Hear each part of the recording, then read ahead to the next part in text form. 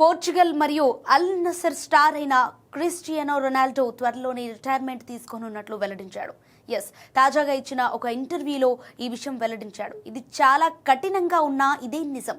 నేను ఇప్పటికే గత 25 ఏళ్ల నుండి నా భవిష్యత్తును సిద్ధం చేసుకున్నా. అందువల్ల నాకు ఎలాంటి ఒత్తిడి లేదు. ఇప్పటి వరకు ఫ్యామిలీకి సమయం ఇవ్వలేదు. దీంతో వీడ్కోలు పలికాక నా పిల్లలు కుటుంబానికి సమయం ఇవ్వాలనుకుంటున్నానని రొనాల్డో చెప్పుకొచ్చాడు. ప్రతి దానికి ఒక ముగింపు ఉంటుంది. దానికి ఇప్పుడు టైం వచ్చిందని క్రిస్టియానో రొనాల్డో వెల్లడించాడు. కాగా రొనాల్డో ఇప్పటి వరకు 952 గోల్ సాధించిన టాప్ ప్లేయర్గా నిలిచాడు.